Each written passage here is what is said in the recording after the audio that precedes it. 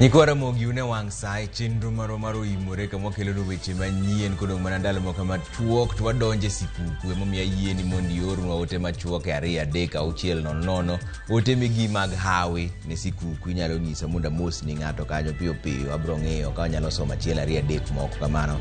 Anto nyinga Trevor Ombija jandeng'o panga jonyakach deno no Ombija taya nyakwar guoko cha pesa magi weche manyien mawango. I have directed the police to crack down heavily and without exceptions all those found flouting our traffic rules. Campaign mara pedha ne joma ketho chike apaya kinde nyasi osechakore ayanga e sama oyang ni ji 27 osewito ngimagi e masich apaya e dwe ni kende. And the counties have been reflected. This is Murang'a, Kirinyaga, Kiambu, Machakos, Homa Bay, Migori, Nakuru, Elgeyo Marakwet, and Siaya. Counties ang'wen makaluo medore kwan gwenge madwaro kony mar chiemo e sama oro koro medore pacho kae. Anaitwa Pacifica Kirario Kinara alihepa akienda upande wa Nairobi. Tulifanya bidii na kusaidiana na wenzetu na jana tukaweza kumshika. Achich maduong' ewi monj Junior Sagini idhi geng ne kuom ndalo 4 ka obila dhi nyime gi nonro.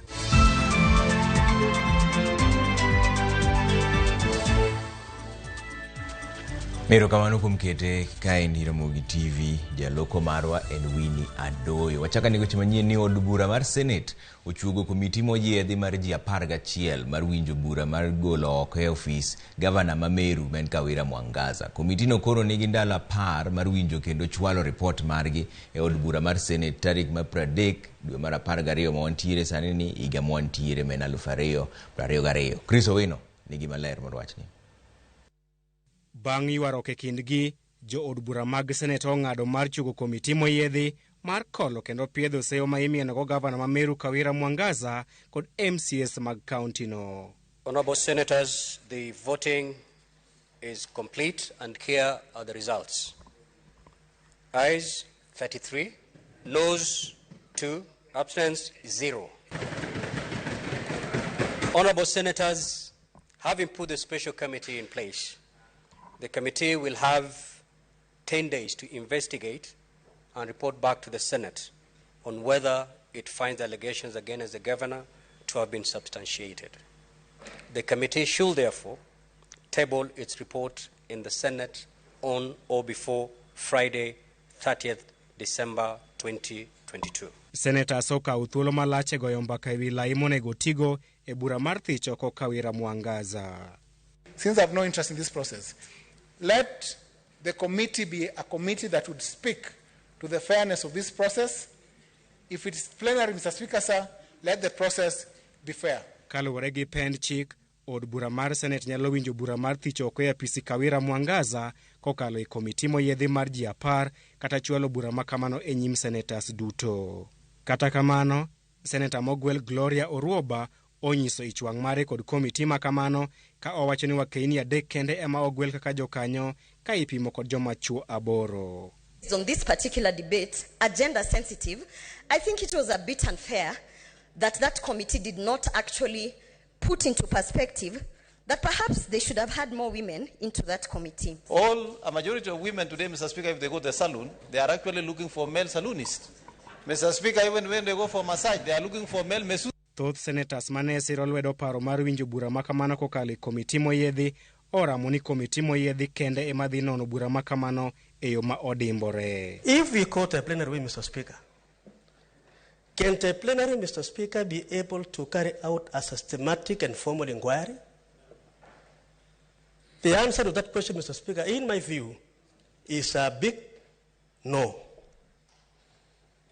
Will it be able to discover and examine the facts with the intention of knowing the truth? Again, Mr. Speaker, the answer is no.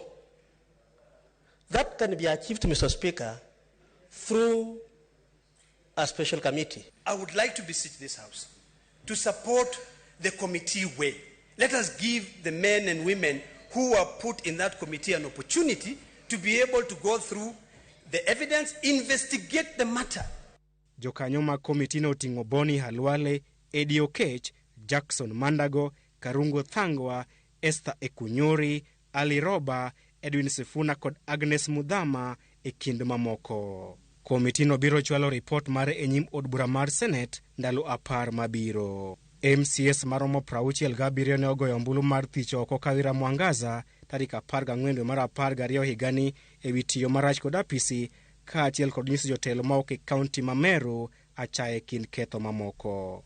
Poni od bura mar Senate owito oko paro makamano, Kawira Mwangaza pod biro dhi nyime kod telo ne kaunti ma Meru. Chris Owino, Ramogi TV, Nairobi.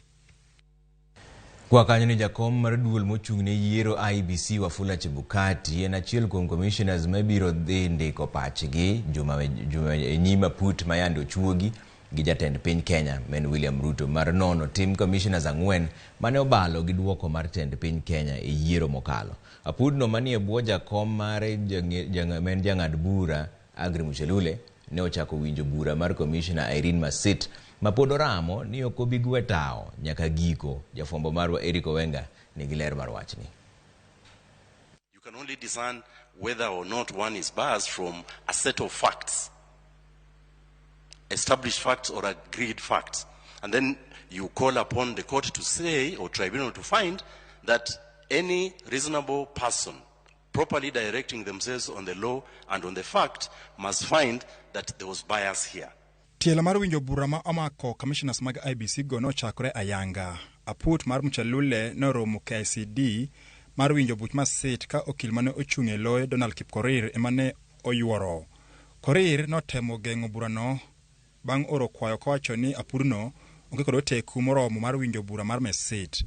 Kwayo mane owit oko kendo ochiwo thuolo ne janeno mokwongo. I'm just asking a simple question. Do you have a university degree? Anything? Yeah, so that we can make progress. No. Yeah. Do you have a university degree? No, I don't. Dennis Nthumbi no betio rindi mar chiwo ler gimomiyo odwaro Masit oko mar IBC. As senior learned counsel of many years experience, give us a scenario. Where does all this material go? Does it die? Does it hang there? Does it go to the High Court? Does it go to Parliament? What could be the recourse? The 4 petitioners who I think are spirited Kenyans, they can go back and refile the petition properly. No ground is sustained.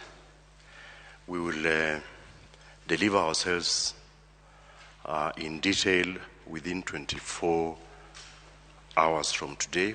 Nthumbi nokone apudno ni neno duto mane otimore chieng' lando duoko mar tend piny Kenya kendo ne ohum tim Masitno ne rwako Kenya e bugo maliet. Commissioner Irene Masit's conduct then essentially up until now, just that we don't have violence, has inflamed the country to a degree that we are more fragile. We are more fragile democracy than we were. So she would have taken us back to 2007. Thank you. Stigo bende ne Nthumbi oyudre e tago maliet toko okil mar Masit Kipkorir kone apudno ni onge kod lony makare manyalo miyo bed janeno. You call yourself a governance expert, you have no expertise. You call yourself a military expert, you have no expertise. You call yourself a terrorism expert, you have no expertise. You call yourself a reverend, you have no training, theology training. Do you know yourself, Dennis? 16 years of high-level work within various fields is evidence. I saw what I saw, and my petition is essentially pegged on the fact that my own existence in this country was threatened. Mr. Chairman, I have no further questions. Just to say that Dennis Nthumbi is not worthy of the credibility to be a witness in this tribunal. Korir notuo ni jal mochung'ne inyalo ketho e wiye kalore kod neno mag oledhi ma ochwal kod Nthumbi. You've created your own world reality which is not supported by facts, by evidence. I mean, you basically, I don't know, suffer from illusion and the delusion. Korka kore okindo ganda mane ochwalo burano Peter Munge no ng'iso apudno ni en gi geno ni neno magin godo biro chiwo thuolo makare mar thicho oko commissioner ma IBC Masit gikone. He has said that there are 4 allegations on Cherera 4 and the Serena conference Those are issues of fact. A clear reading of the petition that is before the tribunal set out several grounds apart from those two and several factual issues. As we sit here, none of them has been challenged at all. Nyakana pudno chak ti chak dweni arin masito wuon pod okochopo enyo pudno gino makoro mako dhomo chalule gilange. Okang mar yanga diera e gima otimre e yiero mokamado mara bor tarik 9 koro ochakra yanga ka joneno bura koro oseriedo mar chiwo adieri e win bura mane gimako e nyima put motele kod Agri Chalule ka kiny igeno ni joneno mamoko biro chopo e nyima putni. Eric Owenga, Ramogi TV, Nairobi. Kwadhi mbele ni doho mamalo mogik owito oko ng'ur mane jachung' e laro kom mar MCA kaunti ma Migori e yiero mokalo Isaac Aluoch Polo Oluchier ne ochwalo kokwedo okang' mar IBC ne puodho moko kuom MCAs mane odare ODM ndalo manok motelo ne yiero maduong' mochung' maonge duond buche moramora. Aluchier ne odonjo ka wacho ni IBC ne oketho chik kuom yie ne MCAs go ochung' yiero mokalo. Owacho ni kinde man MCAs go dare ODM ne owinjore gi gwetao kaka jood bura mag county. Aluchier ne dwaro mondo doho yang ni IBC kod MCAs go ne oketho chik. Doho mamalo mogik nowito oko burano ka giwacho ni Aluchier ne nigi neno manyap. Giwacho ni bende kata kamano MCAs e gwenge mamoko ne oko gwetao kaka jood bura bang' rem yudo otiko mag duond buche manotero gi od bura yiero ma higa 2017. Gilero ni onge chik machuno MCAs mondo gwetao motelo ne yiero.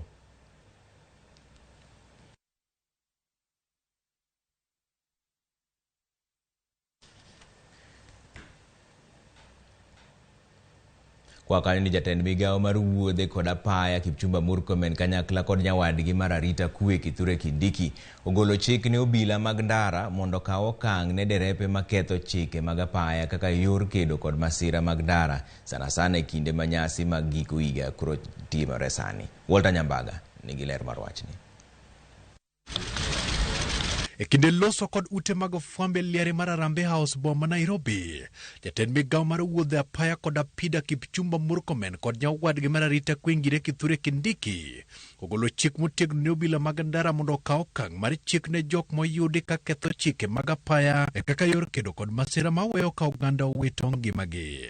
I have directed the police to crack down heavily and without exceptions all those found flouting our traffic rules. These rules must be observed in their entirety by all people irrespective of rank.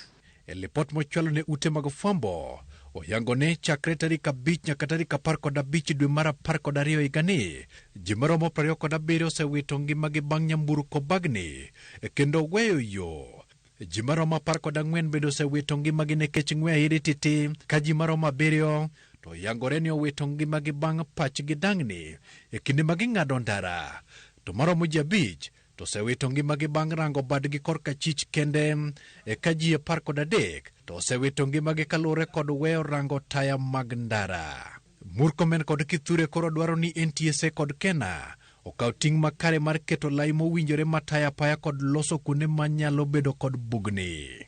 I have instructed Kenya National Highways Authority, Kenya Urban Roads Authority, and Kenya Rural Roads Authority to heighten surveillance on our roads and ensure that all stalled vehicles are towed immediately, but not more than 1 hour, to enable smooth flow of traffic. Jodito go koni derepe mohera ndiwo to koro rado ne chik biro rakore kodgi ka wenge bende koro rango bila mag apaya.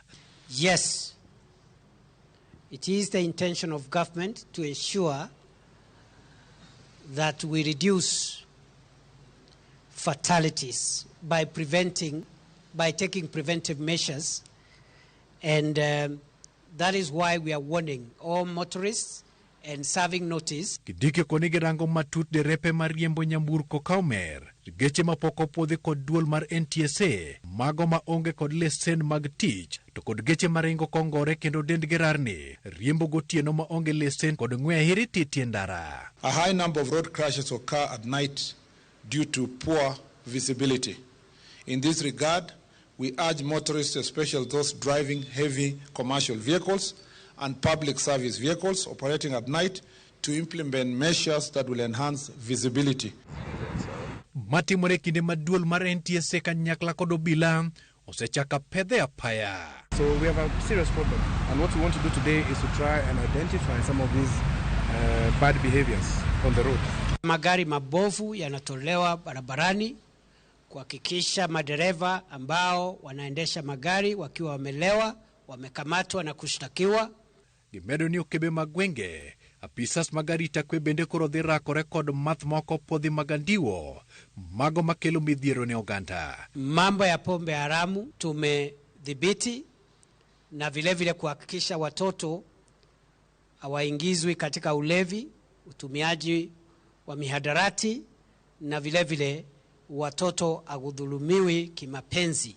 Ekineo bad migao mara paya kod wuodhe kanyakla kod mano mararita kwe osegolo chik motegno ne jogo matiyo kod apaya wenge duto koro rango bila mag ndara eka bende gibiro kawo chik motegno ne jogo mobuono chik. Walter Nyambaga, Ramogi TV, Nairobi.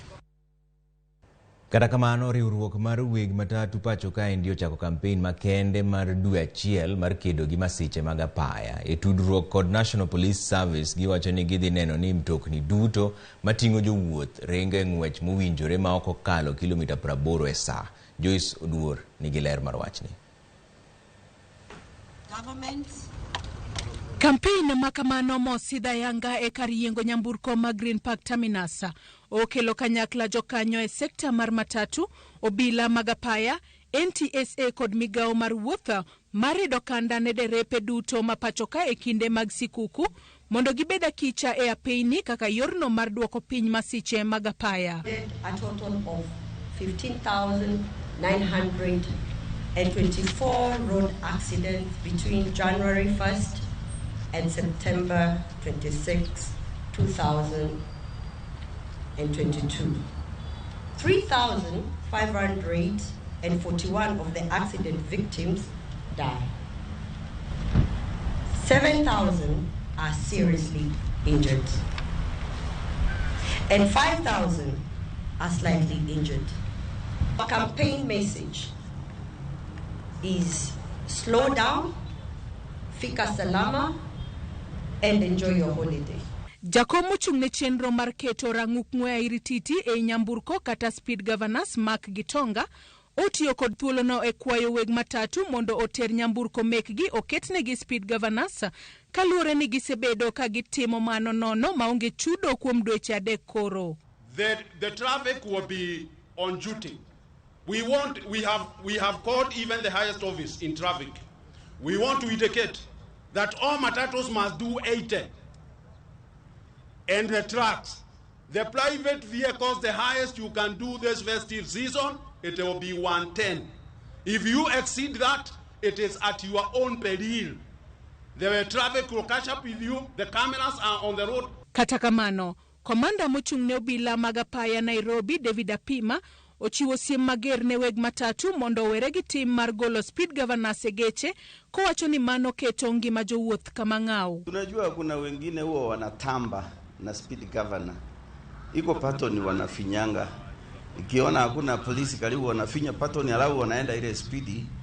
Ukifuata wewe huko 100 lakini unaona hii ni matatu na iko 120. Please.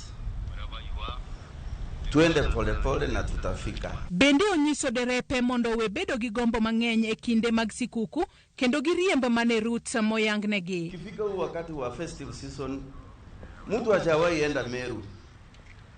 Anaomba TLB a drive, yeye anafanya town service hapa.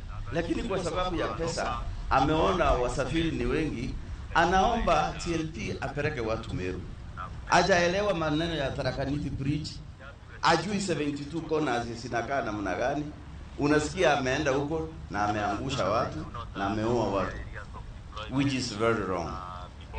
Kaa mahali unafanyia kazi. Kama ni long distance, fanya kazi yako. Kama wewe ni town service hapa, fanya ya town service. Jaloso elo migao mar wuotho manochopo e chenro mar sidho campaign no Martin Eshwani owacho ni migao mar wuotho biro nono chike moko magapaya kendo biro timo nonro ewi apeyni kuonde ma masiche thoro timore. As a ministry, we are going to review regulatory framework where necessary.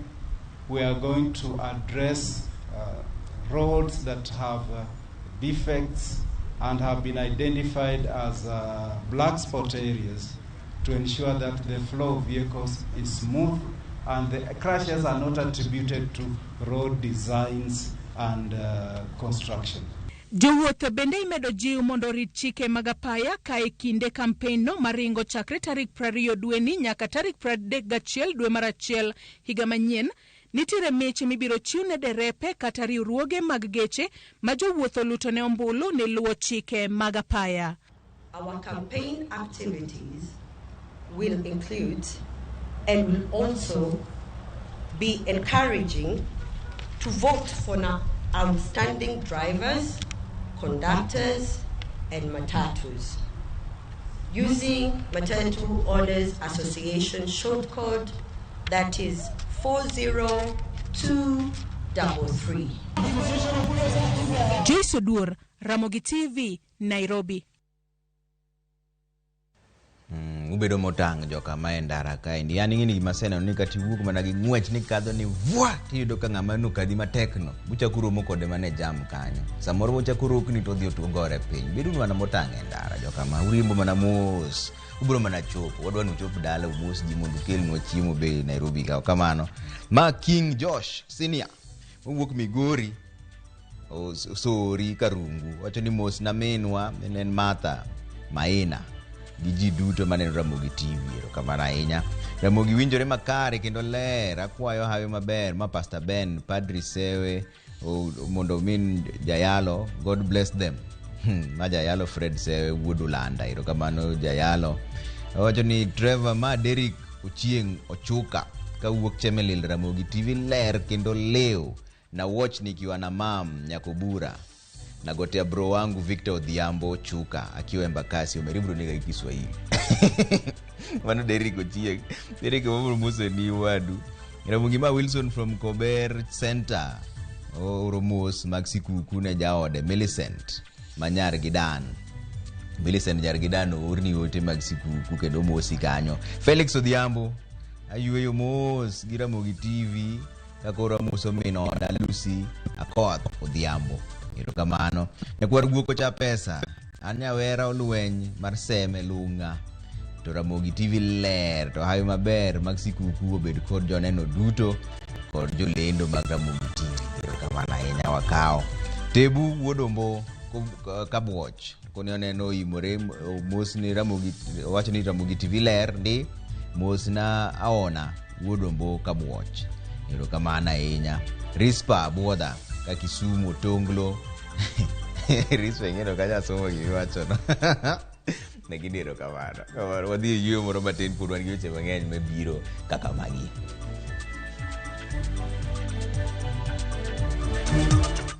County ma Mombasa olando chako nono jotije mag county no chakre wuok tich juma manyien. Username Investments presents the domain Kisumu along Kisumu Mambo Leo Miwani Tamak Road starting from 399,000. SMS the word dollar to 20321 or call 0725 000 222.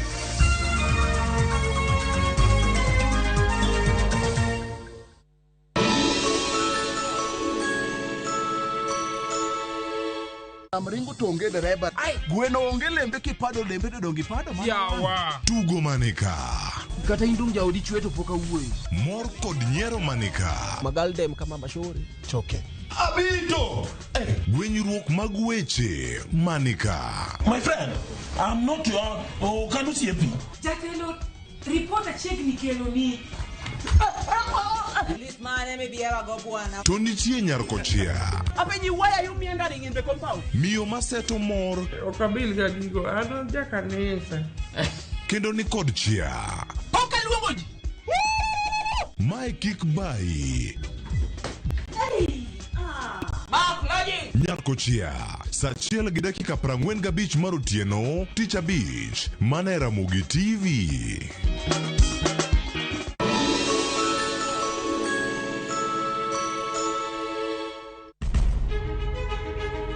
Penj laktar ok en ka chenro moro amora. Wach mar pi to emergency pin e monyo gino kapere mene giketho system. Wakelo ni achiel kachiel lakteche man gi lony mar arieya e weche ngima dhano. Koro ka goyo picha to dhi nyisa kind lekene.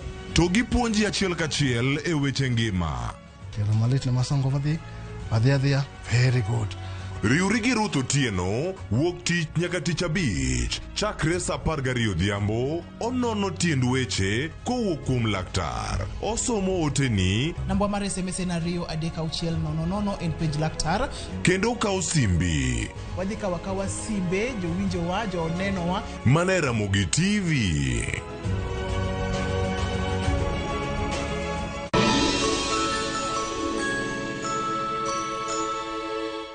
This December, joy comes to your home. For who is greater, the one who reclines at the table or the one who serves? Enjoy a cocktail of Christmas-themed Bible stories only on Viusasa. Come on, City. This is the one place we all know. On your own, so alone. If you scream, who hears your call?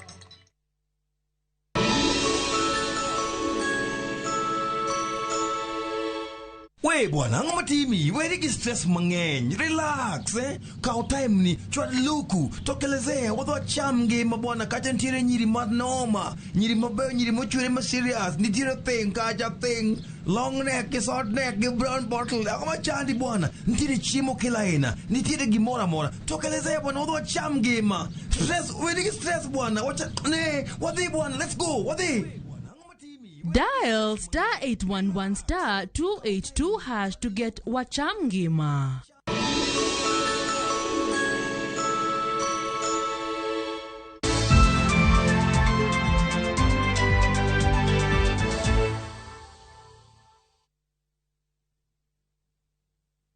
Kwa Ramogi nitiere bugo mar omenda madirom bilion 57.4 lweny mar kedo gi midhiero mar oro kod ngaji mamedo landore pacho kaendi. Maendi kaluwore kod komiti mane jatend piny Kenya William Ruto ochuogo mondo rangi chal mar oro kod ngaji e gwenge mopogore opogore. To kaka Cleophas Oluoch leronwa, oganda tamalo 87 dwaro kony mar chiemo ka thothgi to nitiere gwenge ma oro osekwako e kinde malach. Kaluwore gi komiti marango chal mar oro kod ngaji mokwako gwenge mapachuka, omenda moe milion 600 biro pogne jo Kenya makalo midhiero mag oro kod ngaji e yor chiemo kod omenda ching. Komiti ma otelne kod jatend kambi tudruok mar Safaricom Peter Ndegwa olero ni riwruoge ma ok piny owacho maromo 89 oseriwore gi komiti no e lwenj kedo kod oro gi ngaji makoro bendo kwako jo Kenya maromo milion 4.5. The government also, through the National Drought Management Authority, has undertaken both regular and scale-up cash transfer. And 1 week ago, we did a scale-up of cash transfer to a tune of 409 million in 4 arid counties. Kamano bende counties mamoko cheko omedore gwenge makoro oro kod ngaji nitie. Counties ma omedore oting'o Migori, Siaya, Homa Bay, Kiambu, Machakos, Murang'a, Nakuru e kind mamoko. Ndegwa omedo ni ngaji makoro nitiere kwako gwenge manyago chiemo kod mago bende ma oro sebedo ka okwako e kinde mokalo. This is not a specific issue that is affecting a specific county or counties that are expected to have drought. This is an issue that's affecting all Kenyans in one way or another. You will know brothers or sisters, you will know some relatives who are affected that will not be able to put a meal on the table. When you look in terms of the population in need of food assistance or population which are food insecure, we are 4.5 million. And another from the non-traditional ASAL, a population of 846,315. And the counties have been reflected. These are Murang'a, Kirinyaga, Kiambu, Machakos, Homa Bay, Migori, Nakuru, Elgeyo Marakwet, and Siaya. which means any resource mobilized will also support these other counties. Bende nitie geno ni koth nyalo duogo kata dok chien higa manyien. January to March we expect dry spell, which will reverse any recovery from October-November rains in the ASAL counties. The drought stress is likely to rebound during January to March before the next long rains, which also is expected or is projected to be depressed. That is March, April, May rains. Jamni maromo milion 2.5 bende oyangi ni osewito ngimagi kaluwore gi oro malio mosekwako gwenge mopogore opogore. Magi bende osetimore kaluwore gi tuo mar aoche kaachiel gi kuonde tuomo pi. Gidok piny mar timo weche mag pur. Midhiero magi wacho ni oselandore thuolo mar higni 40 mokalo. You saw that 2.5 million livestock have been impacted by this. That's about $1 billion of livelihoods. So even if rain came back, you know, in terms of even if we got proper rain in the next few seasons, those people have to rebuild their lives. Komitino bende osingo tiyo kanyakla kod bad migao mochung'ne rito bunge KFS e chenro mag tieko oro pachoka e yor pith mar yiende.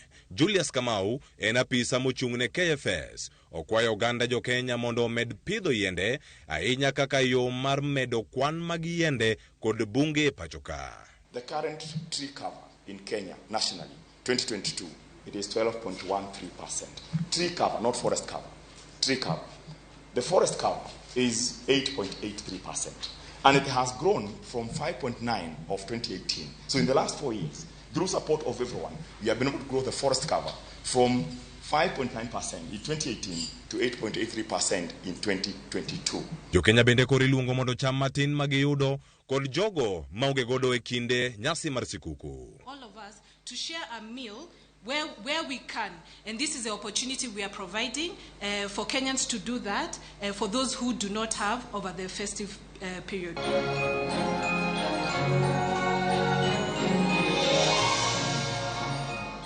Nyaka sani nyakwara moge juang kwan mag counties makoro kale midhiero neno mana kamedore magotingo nyaka counties mawuok Kaluo motingo Migori, Homa Bay kachiel kod ai county no ma Siaya. Wards duto maromo 45 bende koro medore kwan mamalo mag gwenge makoro bende ngaji malio kachiel kod aoro bende koro kwako.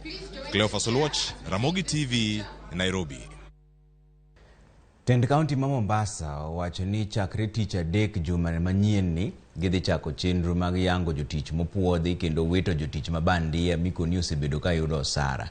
Magi ne oyangi gi gavana ma Mombasa Abdulswamad Sharif Nasir mokoni chenro mar kwano jotich bende biro konyo gi yango kuonde marode nitiere to kod kaka inyalo dingi. Joja oko nigi ler mar wachni.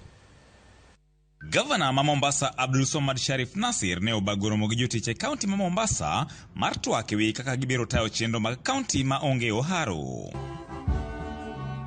Eromono mane oyuore gi jotelo mopogore magin kachiel kod jod bura mag piny owacho to kod mago mag county, Nasir ne okoni jumani gichako chenro mar yango kwan jotich duto mag county mar ng'eyo kuma fuok nitiere. Tunataka kuweza kufanya human resource review, tujue ni madaktari wangapi ambao kwamba wanahitajika, manasu wangapi wenye kuhitajika, kama vile tunavyotaka kujua wafagiaji wangapi wanahitajika na wale wenye kubeba taka ni wangapi wanaohitajika, kama tunavyotaka kujua ni maengineer wangapi na maarchitects wangapi.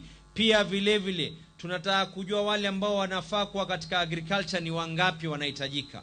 Jatelono kata kamano ne okoni nonro mohiu yango ni chalni nitiere jotich mabandia manyaka to gwethi oko. En gino mabende ne osir lwedo gi moko kuom jotich makoni jomosebed kichulo osara e kaunti ma Mombasa thoth maloyo jogo matiyo. Watu wa Mombasa wanahitaji kufanyiwa kazi. Kazi itafanywa ikiwa tutaweza kujuana, sio tukae tulipe mishahara watu hatujui wako wapi. Hapo we are not even going to hapo hata let us not, there are no negotiations there. Twalipa mshahara binadamu ana fingerprint, binadamu ana sura. Tujue ya kwa yule tunayemlipa mshahara ni binadamu na sio roboti. Tumeelewana sio? Dwaro mar chwalo jotich angas mamalo kaluwore gi rang'eny margi ne bende ochwal. Katend County ne bende ojiw mondo mi ochul jotich mane oseritaya mabandho omuom tara gi gana. Let us promote according to merits. Tuangalie watu wapromotiwe wote on an equal basis. Isikuwe wengine huyu amepelekwa grade ya mbele, mwingine bado anabaki kwa sababu yeye maskini alipata lakini hana godfather, hana godmother. Sikitiko la wazee wetu ambao kwamba ni staff wa county wameretire. Hawa pia wana kilio chao wanadai. Tunajua sasa kulikuwa kuna shida ya masuala mishahara unapambana nayo. Lakini pindi utakapokuwa umekuwa stable bwana governor, tunaomba kwamba swala kama hili uliangalie kwa kina kwa sababu mtu anapewa barua ya kuretire 1 year before. Kwa hivyo tunaomba mikakati utakayoiweka kama ulivyoweka mikakati hii ya mishahara na unaondoa tatizo hili. Haya yaliyobakia kwako hayakushindi. Isechegogogo, tend County ma Mombasa kaachiel kod bengi mar KCB ne joketo kokgi winjruok mabiro miyo jotich County ma Mombasa e chulo osara e seche mowinjore maonge deko. I must say also that we were the only bank that was supporting paying county salaries between April and August. Everybody else had stopped because they were fearing that they will not be paid. So you can be sure that you have a solid partner, and we are going to make sure that we work with yourselves. We have the best of the leadership team here. George Aoko, Ramogi TV, Mombasa. Agulu mar omenda e piny mangima IMF opuodho hola maromo bilion 55.1 ma en bath omenda maromo bilion 288 mane piny Kenya okwayo mondo migi e higni 3. George Bati miwaler.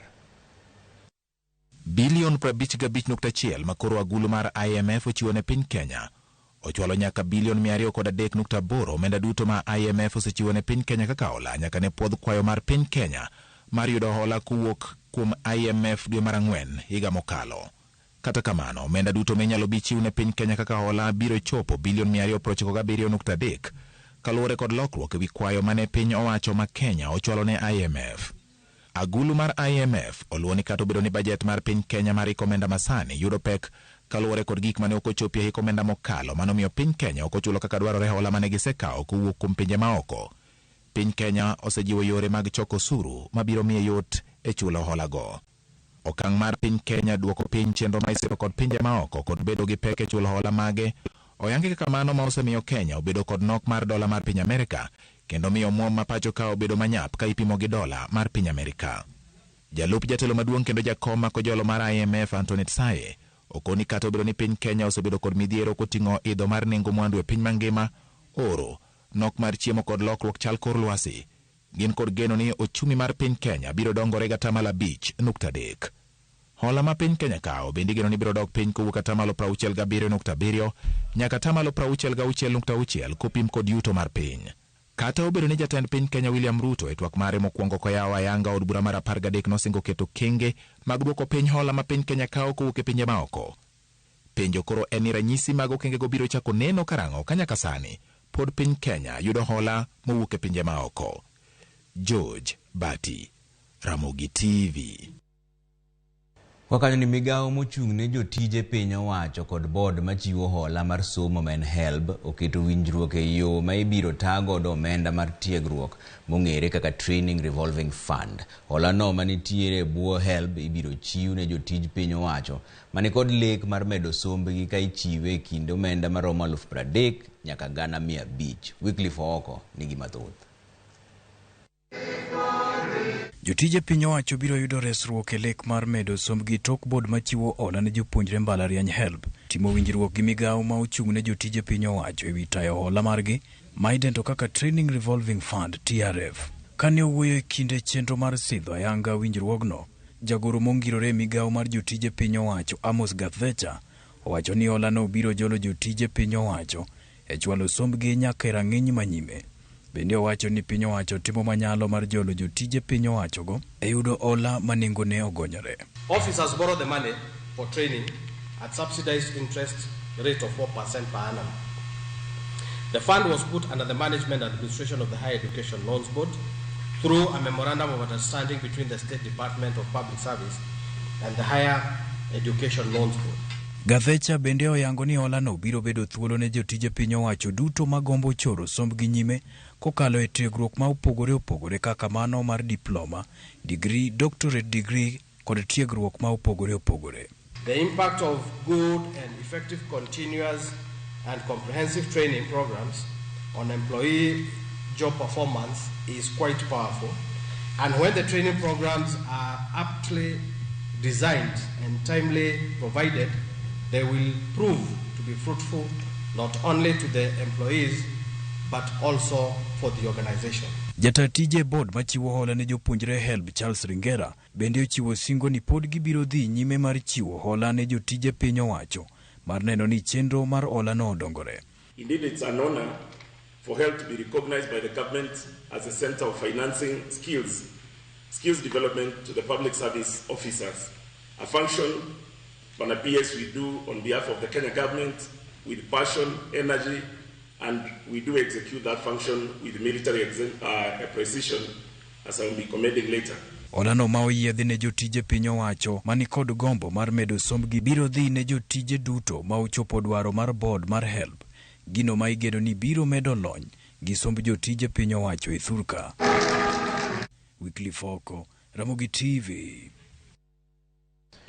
Hayo chakwa dhi yo moro machuok neno ka poduro jumbe mang'eny ka indie to sae maredo nwa, lakini obro ng'iyo ko nyalo somo achiel moko ariyo. George Agola wacho ne winjo Ramogi TV ken Nyakach Kondego, abdo ni mose na jo Nyakach wago joma joga kabisa.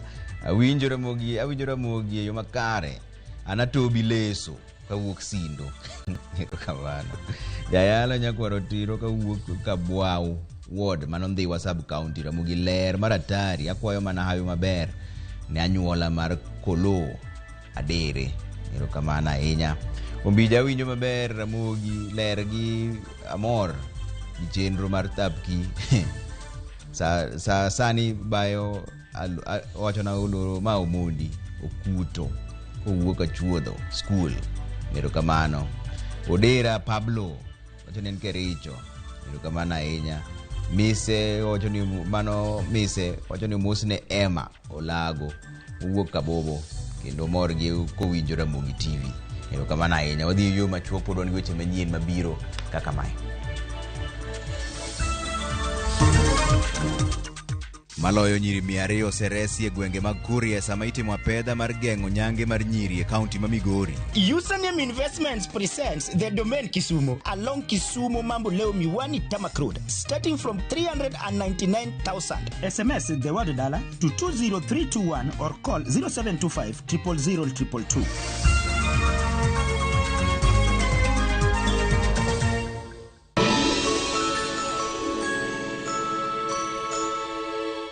Twende Maju na View Travel. 5 days Dubai or Zanzibar from $600. 5 days Mauritius from $900. 4 days Seychelles from $1,000. 5 days Malaysia from $1,500. 5 days Thailand holiday from $1,100. 5 days Cape Town from $1,000 and Bali 5 days from $2,200. Call 0703-254-254 or email connect@viewtravel.com.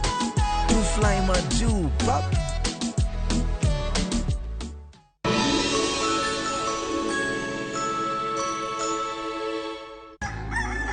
Kapok pinyoru, kapok oyaw chiro, jopur ochako odiochieng'gi. Ng'ato ka ng'ato gi gombo mar kelo lokruok. Wachalo joma timo research mondo mi wakel gik man gi value. Ma ok odewo kama idake kata gima ipidho. Pith mar kich en agribusiness. Riwri kodwa mondo ipuonjri yore pur. Cover crops inyalo pidho ei puothi mar rabolo no. Jopur kod chiro mag jopur. Kendiel ma dende ber ema biro mi market. Pur gi ohala. Tich adek ka tich adek, saa 1:45 mar odhiambo. Mane Ramogi TV.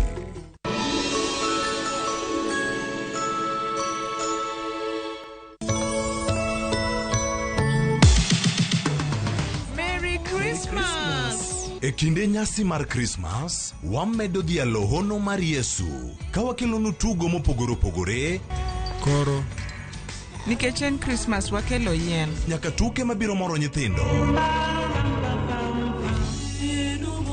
Kwayas mawer mamit. Kod gik moko mabeyo beyo. Mane Ramogi TV.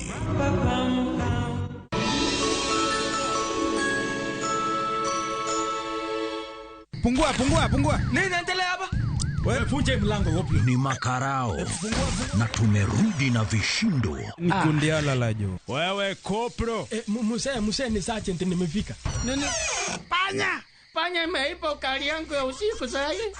Lugha tiso unacheka na una meno mbili. Changamka wakati wowote, mahali popote na vipindi vipya vya makarao. Wapi huko? Tazama makarao sasa ndani ya View sasa. Glass are we together?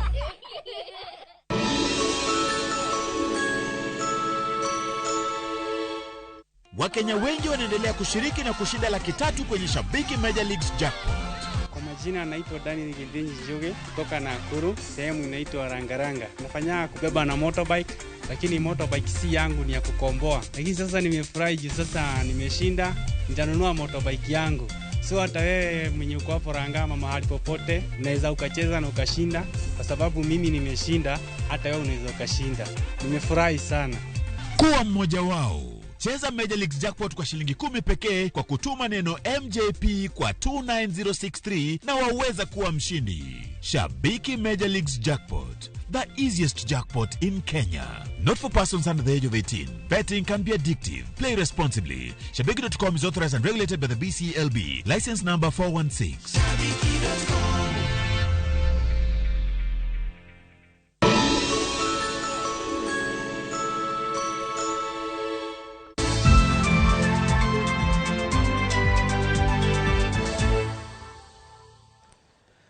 Warwapo kendo nyikwa Ramogi chenro mar OIMORE. Nyiri maloyo 200 nyaka sani oseresi sama piny owacho kotenore kod riwruoge mopogore opogore kedo gi nyange mar nyithindo manyiri e kaunti ma Migori.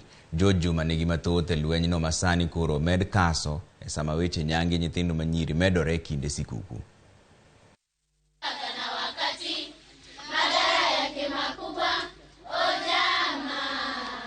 Piny owacho ma Kenya e boja ten piny Kenya machon Uhuru Kenyatta ne oketo singo mar tieko wechego mag nyango mag nyithindogo manyiri e giko mar higani.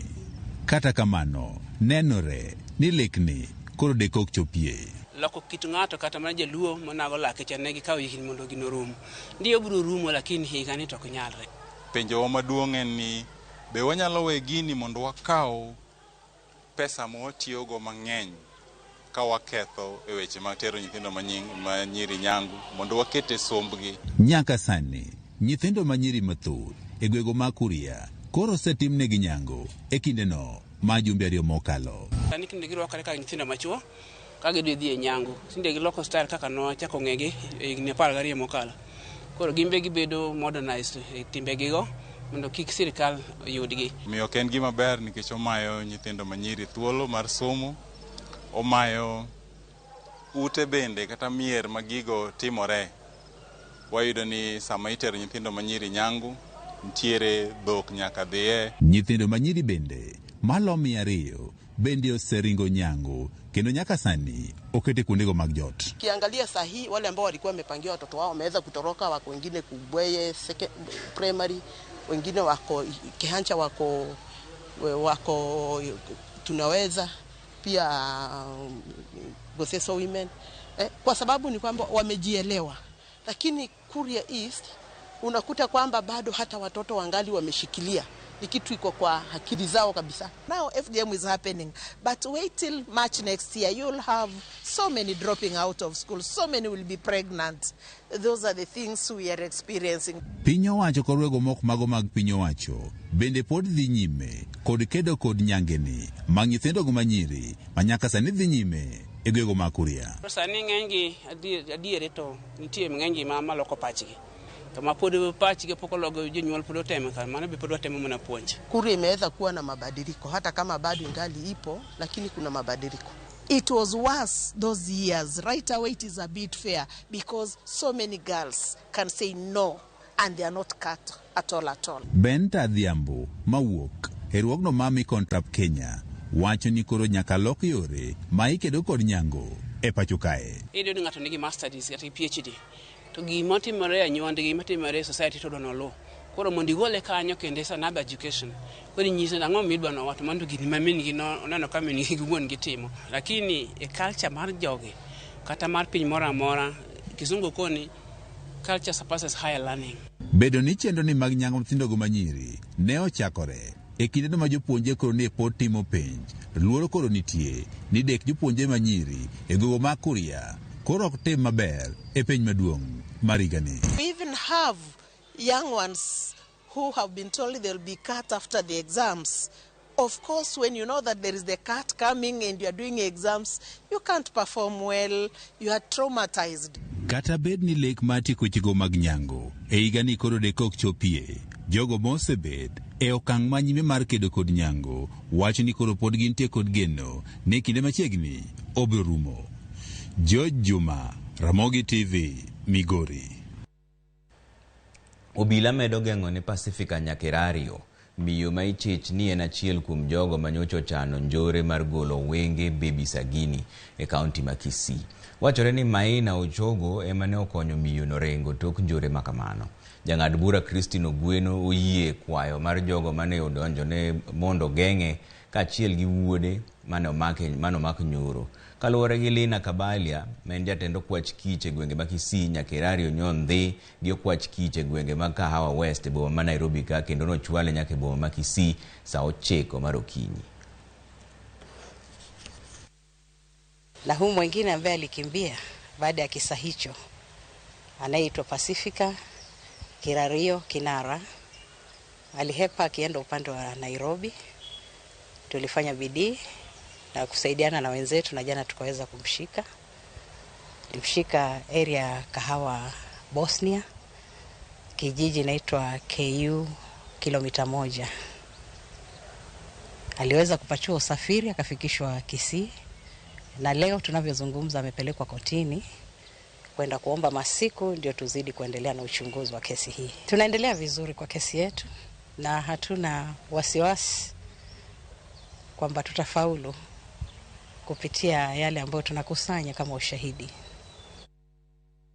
Jiang'wen oyudo hinyruok tok trailer bayo yo kendo tuomo lori manyochuchung' e chiro mar Sachangwane kaunti ma Nakuru e apaya mawuok Nakuru kochomo Eldoret. Thoth johala bende ywak lal mar mwandu gi modhuro tok trailer no muomore kendo tuomo ute ohala mar Omang'wen. Kaluwore gi jodak, tok trailer no riembo kosefwenyo ni trailer no dhi bayo yo mondo kik okel masira ne wuok oko mar apaya mondo kik otuomre gi geche mamoko mane biro e mbelene.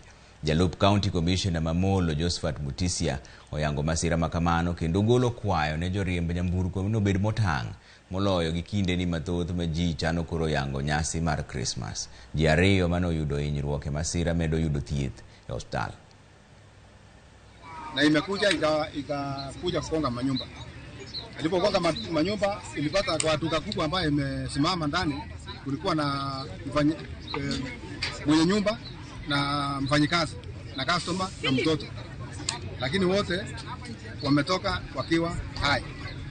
So wengi wamekimbizwa hospitali, wote wamekimbizwa hospitali, lakini tunaombea Mungu aweze kuwaponya haraka. Tungeomba wananchi hasa madereva kwa barabara zetu wakati huu ni kuwa waangalifu katika mabarabara, wapunguze speed ya magari kwa sababu tunajua ni msimu wa Krismasi na kuna msongamano wa magari. Kwa hivyo kila mmoja wetu au mwangalifu ili tukapate kuzuia hasara ama ajali kama hii. Tafadhali punguza mwendo na kaa alert. Kama umesikia kuchoka, tafadhali uengeshe gari kando upumzike ili ukapate kuzuia hata maisha ya yule mwenzako. Moro kaachiel gi nyithindo ariyo manyocho tony kod hinyruok e monj mag jokuo jamni e kaunti ma Isiolo medo yudo thieth e kar thieth mar Isiolo. Kaluwore gi laktar ma ochung' ne bero e kar thiethno, ngima nyithindo ariyogo kod min-gi ok ni kama rach, mak mana ni kaluwore gi hinyruok mane miyono ne oyudo e goke, pod ibiro med timo ne thieth e yo makende. Miyono ne omonji gi jonjore mag jamni e gweng' mar Oldonyiro mayudre Isiolo kama nyithindo ariyo mamoko bende nowito ngimagi e monjno. Rochruok mar arita kwe e gwenge mag Isiolo, Samburu kod Marsabit osekelo tho kod hinyruok mag jodak. So they were ambushed, they were unaware, and we managed them. We have a doctor who is in charge of surgical ward. He has been managing those patients. They are all stable. So what we like to request as the health department is that we need to improve the issues of insecurity, because they actually drain this hospital in terms of even manpower, resources, and the more we prevent them, the more we focus on other urgent issues like the issue of the maternal health and the other issues.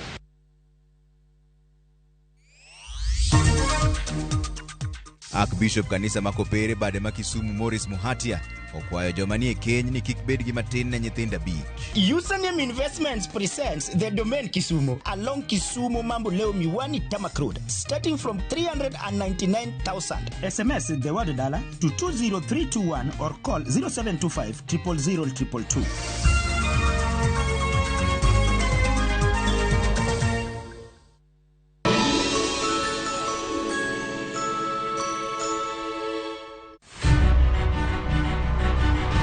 Onyalo bedo nyaminu, osiepi, jaodi, mamani.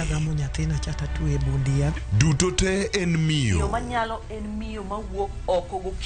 Ene okumba mar dongruok e piny mangima. Kokedo kod gigo mathoth mondo tache orieny maler. Akonyro were, aero empowerment. Wating'e malo. Molino kikiket mbele. Wajiwe. Ang'ol gi tienda koni.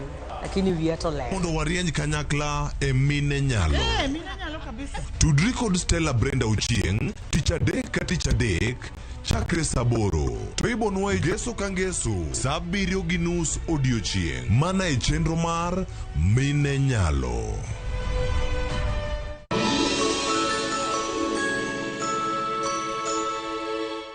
Fresh episodes now available on View Sasa. Stage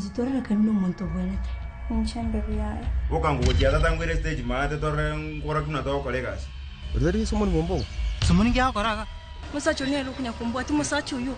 Wira nega sibusenko butisai. Tago buta mic. Yakanu mumbru mwawe gava. Ukwa bwate pitri. Ya ye timbwa. Akesi mise no tomanye tuko kyo mundata yo muchiwe. Bagompange tuko tinyumba. No ready to end. Ya tichiba kama itikirigan tukurigan teke. Egeticha, a View Sasa original. Catch this new episode on View Sasa.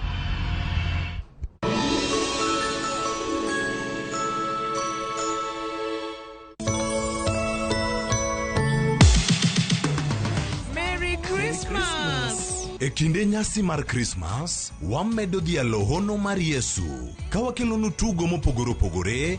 Koro nikech en Christmas wakelo yien. Nyaka tuke mabiro moro nyithindo. Kwayas mawer mamit. Kod gik moko mabeyo beyo. Mana Ramogi TV.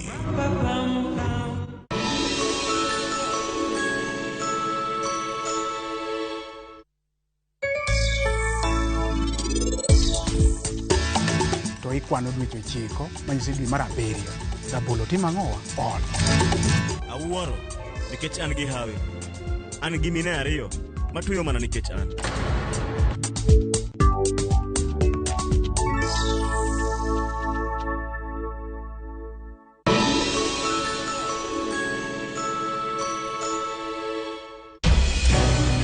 Weche ng'eny sa matin. Nyakwa Ramogi. Kaka jokanyana, ere kaka wadhegore gi jogi e yor loso mwandu. Wawinji maler, penja ne penjo main godo no. Ng'ato kik iluong ni mweshimiwa kapok otimo gimoro ma heshimika. Tini jopiny. Wang mbui kae ni wacho ni budget idhi somo ok nyal konyo uchumi masani. Koyot mbele kae. Gimi thuolo mokwongo ne weche mag thieth. Jowa ok thor lao ohala chik. To sane makuru chopo kama ginyalo wache gik machando chunygi. Buch jopiny. Tudri gi jalendo Trevor Mbija, saa 3 otieno, mana Ramogi TV. Kik bai.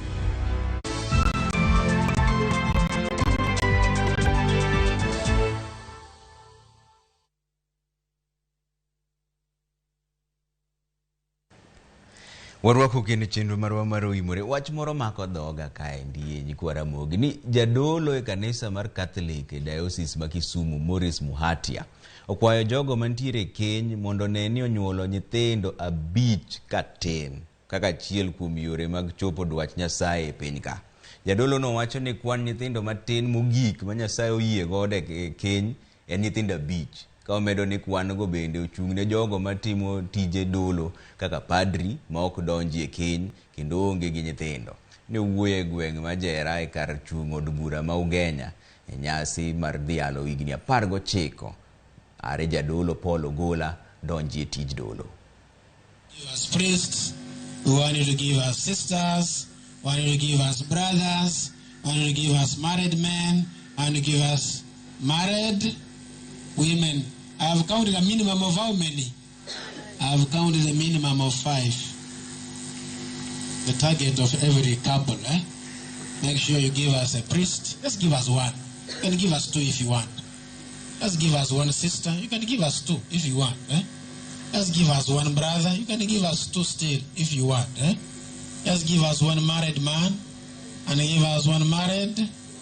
How many? Minimum. Are you all qualified? Who are here? Are you all qualified? Bare minimum. Bare minimum is what? 5. Mathematics of God. Hey. En wach malich ahinya. 5 eka ko wache jaduong' koro une mung'eyo kako timo. Kwa dhi mbele ni apisas magarita koro rido kanda mar kedo gi kong'o ma oko puodhi chula ma nam lolwe mayudore county ma Homa Bay. County Commissioner ma Homa Bay Moen Moses Lilan wacho ni tend county no oseyango kuonde ma jo ohala mag kong'o go time wandgi kendo gitiyo gi chula ma kanyakla kod rode mamoko e rwako mwandu go ma oko puodhi kowuok e pinje malibamba. Omedo ni jogo ma ibiro yudi ibiro kawnegi okang' mager.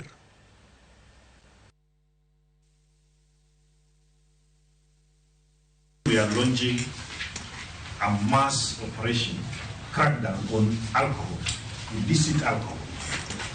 Nationally, of course, our principal secretary, the IG, the cabinet secretary, they have already given a directive on the need to ensure that we pacify our areas, ensure law and order by removing all this illicit brews, working on the second generation brews, and also the contraband alcohol that have come into our areas.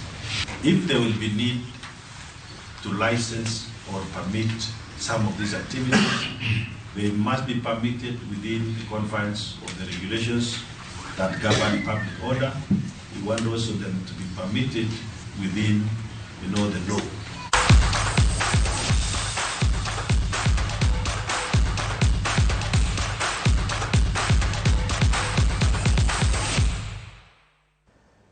Kwa tiko gi weche mag tuke ni jatugo e team mar rugby mar jotugo 15 koni kod kocha Grace Adhiambo omemech kaka jatugo maber moloyo mar dwe makalo e mich michwalo kod jofwambo weche tuke pacho kaendi miluongo ni S-Jack. Oyudo michno kaluwore kod lony mare mane okonyo team mar Lioness chopo e piem mar pinje Afrika.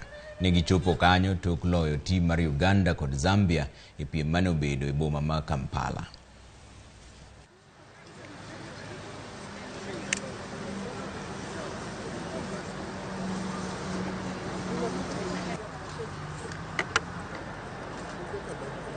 Since I started my rugby career, I think this is the first award that I'm getting as being awarded as Player of the Month. It's an honor to me and it's a great pleasure to be given the award today. Many rugby men and women are not employed. So if we will get this thing again next year, for you to employ some of the rugby women as you do for the athletes. Most people are trying to focus and see what to focus on in the next year to see how best to come on board with these sports, like from rugby to athletics to even other upcoming sports like motorsports, even darts I've had. So yes, I would encourage most to try and come on board.